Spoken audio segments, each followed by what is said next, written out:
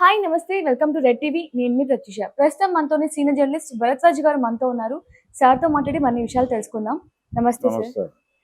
Sir, recent టైమ్స్లో పెద్ద పెద్ద బడ్జెట్తో వచ్చిన డైరెక్టర్తో పోటీగా ఒక చిన్న బడ్జెట్తో వచ్చి మంచి హిట్ ఇచ్చిన డైరెక్టర్ అనిల్ రావిపూడి గారు.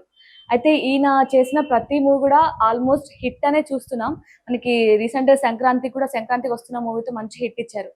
అయితే ఇంత మంచి డైరెక్టర్ ఇప్పుడు ఒక సినిమా కూడా రాబోతుంది అనిల్ రావిపూడి గారికి, అలాగే చిరంజీవి కాంబినేషన్ లో మన శంకర వరప్రసాద్ అనే టైటిల్ తో కూడా సినిమా రాబోతుంది.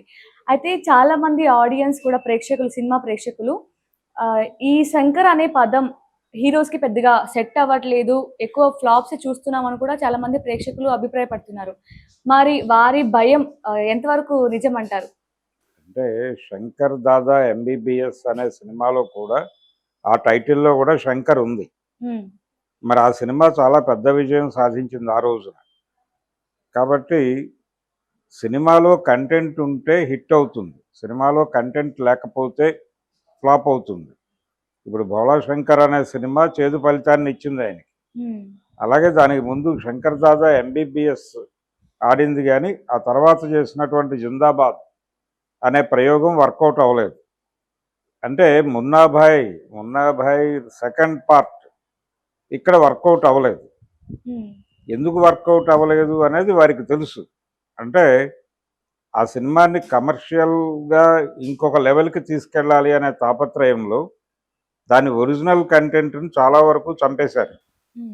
అంటే లగే రహో మున్నాభాయిలో ఉన్నటువంటి కంటెంట్ని వీళ్ళు ఇష్టం వచ్చినట్టుగా మార్చేసుకుని దాన్ని గందరగోళం చేసి ఫైనల్గా ఆ సినిమా ఫెయిల్యూర్కి ఒక రకంగా దర్శకుడు అలాగే దానికి పనిచేసిన రైటింగ్ టీము కారణం. అంతే తప్ప అక్కడ శంకర్ ఉండటం కారణం కాదు. అలాగే భోళా శంకర్ విషయంలో కూడా అదే జరిగింది. ఆ కంటెంట్ అంటే వేదాళం అనేటువంటి ఒక తమిళ సినిమాని రీమేక్ చేశారు. రీమేకులకి కాలం చెల్లింది అని తెలిసి చేసిన తప్పది. అంటే రీమేకులకు ఎందుకు కాలం చెల్లింది అనేది వాళ్ళకి తెలుసు. చిరంజీవి గారే ఓపెన్గా మాట్లాడాడు ఒక వేదిక మీద. అంటే ఒక అనౌన్స్మెంట్ రాగానే ఒరిజినల్ కంటెంట్ ఎక్కడో చోట దొరుకుతోంది. ఆ దొరికిన కంటెంట్ చూసి అక్కడి నుంచి కంపారిజన్స్ మొదలవుతున్నాయి. అసలు అది ఇప్పుడు తీయాల్సిన సినిమానా తీయకూడని సినిమానా దగ్గర దాకా చర్చలు జరిపేస్తున్నారు జనాలు, అభిప్రాయ ప్రకటనలు చేసేస్తున్నారు. ఈ నేపథ్యంలో ఆ భోళా శంకర్ అనే సినిమా దారుణమైనటువంటి ఫలితాన్ని ఇచ్చింది ఆయనకి. కాబట్టి ఇప్పుడు రాబోయే సినిమాలో శంకర్ ఉంది కాబట్టి అది కూడా డిజాస్టర్ అయిపోతుంది అని అంటున్నారు, కానీ అది కరెక్ట్ కాదు. అనిల్ రావిపూడి చిరంజీవి కాంబోలో వస్తున్నటువంటి సినిమాలో శంకర్ ఉన్నా ఏదున్నా ఆ సబ్జెక్ట్ బాగుంటే, అది సినిమా ఎంగేజ్ చేయగలిగితే, ఎంటర్టైన్ చేయగలిగితే, ఎమోషనలైజ్ చేయగలిగితే థియేటర్లోకి వచ్చినటువంటి ఆడియన్స్ని సినిమా ఆడేస్తుంది. అంతే తప్ప మీరు టైటిల్ ఇలా పెట్టారు కాబట్టి వాస్తు ప్రకారం, అంటే ఇంతకుముందు హిట్ అయినటువంటి టైటిల్స్ ప్రకారం టైటిల్ పెడితే అది ఆడేస్తుంది అనేది భ్రమ. ఎటువంటి టైటిల్ అయినా ఉండొచ్చు. టైటిల్ ఎలా ఉన్నా పర్వాలేదు, టైటిల్లో ఏం లేదు. థియేటర్కి రప్పించేవాడు హీరో. జనాల్ని థియేటర్లకు రప్పించడం అనే శక్తి చిరంజీవికి ఉంది. జనాల్ని ఆయన భోళా శంకర్ సినిమాకి కూడా మొదటి రోజు ఓపెనింగ్స్ బాగానే ఉన్నాయి. తెలుగు ప్రాంతాల్లో జనాలందరూ థియేటర్లకు వెళ్ళారు. థియేటర్లోకి వెళ్ళి వచ్చినటువంటి ప్రతి ప్రేక్షకుడు ఆ సినిమాని క్రిటిసైజ్ చేశాడు, విమర్శించాడు, ఒక రకంగా తిట్టారు. ఆ తిట్ల వలన సినిమా ఫ్లాప్ అయింది. అది అందుకని ఓపెనింగ్ షోకి వచ్చినటువంటి ప్రేక్షకుల్ని మీరు ఆనందింపజేస్తే వాళ్ళు బయటకి పాజిటివ్ టోన్తో వస్తే ఆ సినిమా పెద్ద హిట్ అవుతుంది. శంకర్ దాదా ఎంబీబీఎస్కి జరిగింది అదే. ఆ సినిమా మీద కూడా అనుమానాలు ఉన్నాయి అప్పటికి. ఉన్నప్పటికీ థియేటర్లో నుంచి వచ్చిన ప్రేక్షకులు పాజిటివ్గా రియాక్ట్ అయ్యారు. పైగా అప్పుడు థియేటర్లు బాగున్నాయి, థియేటర్ల పరిస్థితి బాగుంది అప్పుడు. ఇప్పుడు థియేటర్లు మరణావస్థలో ఉన్నాయి. థియేటర్ అనేది ఉంటుందో ఉండదో ఒక కన్ఫ్యూజన్ స్టేట్లో ఉంది ఇప్పుడు ప్రపంచం. అందుకని చిరంజీవికి కూడా రిస్కే. థియేటర్ అనేది, థియేటర్లకు జనాలు రప్పించేటువంటి సమ్మోహన శక్తి మేము క్రౌడ్ పుల్లర్లు అని చెప్పుకునేవాళ్ళు ఇదివరకు. ఇప్పుడు క్రౌడ్ పుల్లర్ల శక్తి తగ్గింది. క్రౌడ్ పుల్లర్ల శక్తి ఓటీటీలు అలాగే ఇంటర్నెట్ ప్లాట్ఫామ్స్ పీల్చేశాయి. ఒకప్పుడు హీరో సినిమా చూడాలంటే థియేటర్ తప్ప మార్గం లేదు. ఈ షోకి టికెట్ దొరక్కపోతే అక్కడే ఉండి భోజనం చేయకపోయినా ఆ బుకింగ్ దగ్గరే పడుకుని టికెట్లు కొని సినిమాలు చూసేవాళ్ళు. ఇప్పుడు ఆ పరిస్థితి లేదు. టికెట్లు లేవు అనుకుంటే ఒక గంట ఆగితే ఇంటర్నెట్లో ఏదో ప్లాట్ఫామ్లో ఐబొమ్మలోనో ఇంకో బొమ్మలోనో ఆ సినిమా దొరుకుతుంది. దాన్ని డౌన్లోడ్ చేసుకుని హాయిగా ఇంట్లో కూర్చుని ప్రశాంతంగా చూసుకుంటున్నారు. ఈ ప్రభావంతో థియేటర్లు చచ్చిపోతున్నాయి. కాబట్టి ఇదివరకటి సినిమా లేదు ఇప్పుడు. ఇదివరకటి క్రౌడ్ పుల్లర్ల శక్తి థియేటర్లకు మేము కోట్లాది మందిని నడిపించగలం అని అనుకున్నటువంటి హీరోలందరూ కూడా డల్ అయ్యారు. సరే, అలాగే ఇప్పుడు ఈ టైటిల్ కన్ఫర్మ్ అవ్వలేదని కూడా వార్తలు వస్తున్నాయి.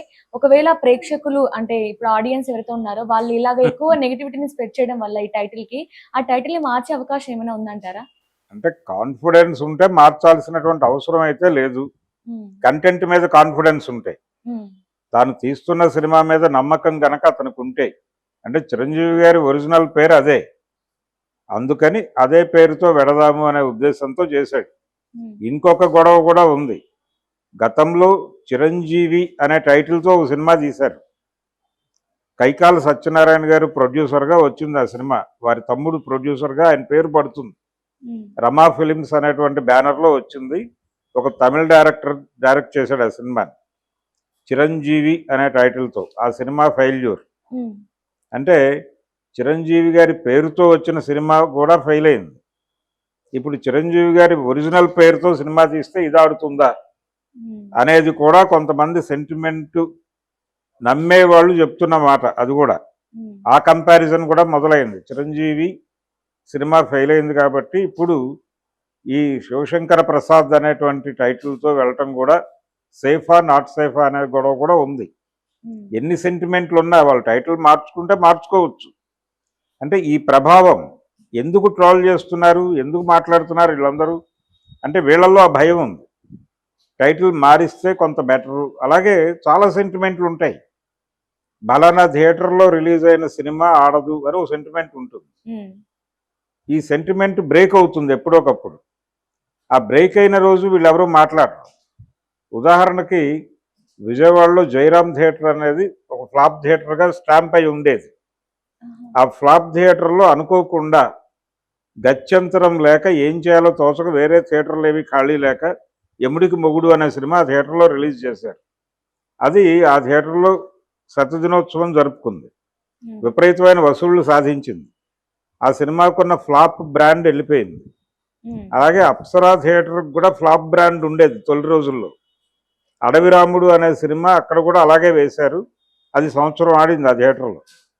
కాబట్టి ఇవి సెంటిమెంట్లు అనేవి వర్కౌట్ అవ్వవు. విషయం ఉంటే, సినిమాలో కంటెంట్ ఉంటే అది ఏ థియేటర్లో పడినా ఆడుతుంది, ఏ టైటిల్తో రిలీజ్ అయినా ఆడుతుంది.